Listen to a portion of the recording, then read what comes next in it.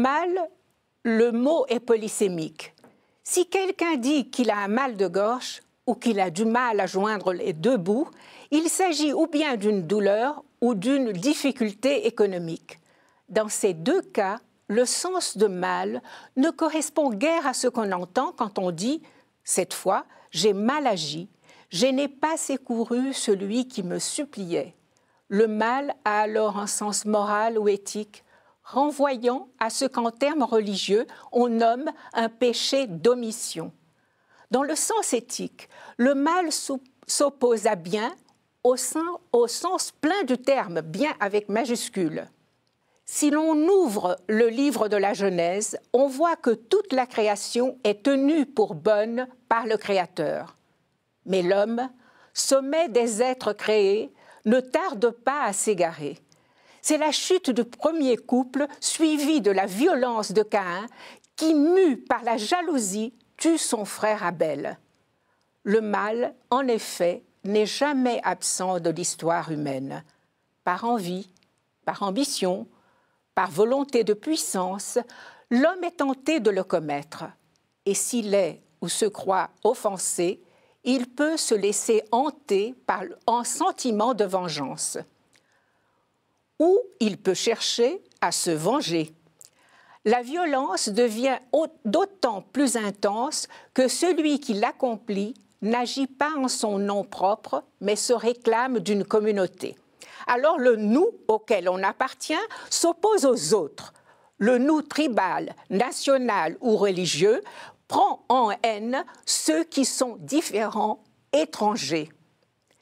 Le siècle passé a connu les horreurs des deux guerres mondiales. Le nôtre voit l'émergence de conflits divers dont certains se réclament du religieux. Si l'Europe croit avoir tourné la page des guerres de religion, l'histoire récente des puissances occidentales nourrit encore bien de conflits.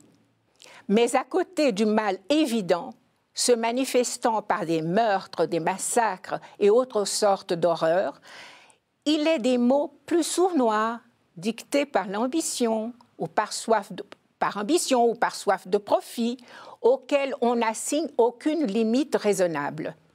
Dans le contexte de notre modernité, la destruction de la nature à grande échelle, déforestation, pollution de l'air, des sols, des eaux maritimes et fluviales, disparition d'espèces, est un mal majeur qui passait jusqu'il y a peu d'années inaperçu, mais dont on prend enfin conscience.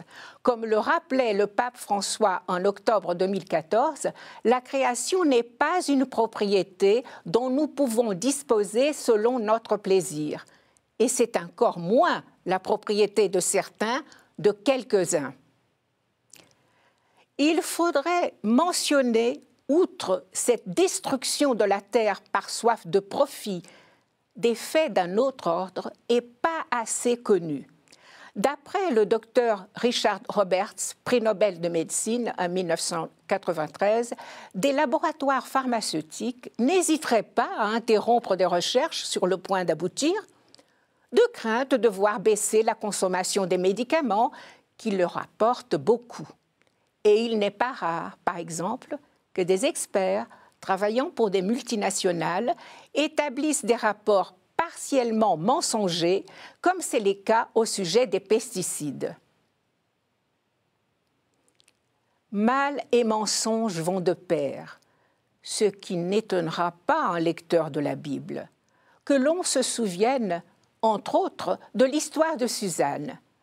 Accusée faussement d'adultère par des vieillards qui la convoitaient, Suzanne a failli être lapidée. C'est un annexe au livre de Daniel. La présence du mal est, comme disait Paul Ricoeur, un défi à la philosophie et à la théologie. Certains ont voulu y répondre par le manichéisme. Manichéisme, c'est une position métaphysique selon laquelle deux principes, le bien et le mal, seraient à la racine de tout. Le manichéisme qui avait tenté Saint-Augustin avant sa conversion a encore ses tenants. C'est le cas du Polonais Gustav Herling, auteur des Variations sur les ténèbres.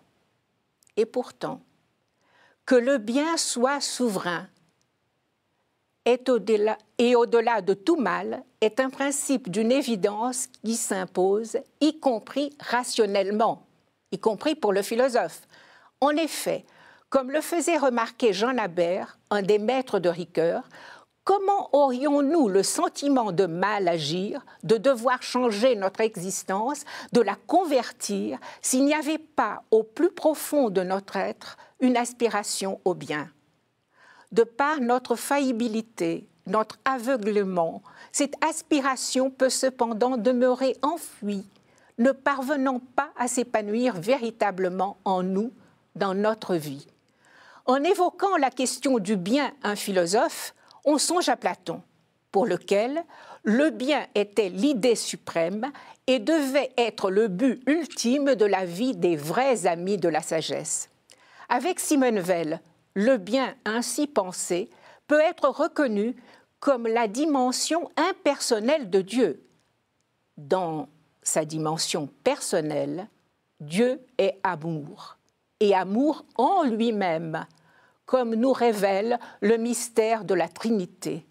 Grâce à la révélation biblique, nous comprenons que c'est Dieu qui en premier nous aime et que le bien auquel nous aspirons consiste en l'accueil de plus en plus dilaté de cet amour.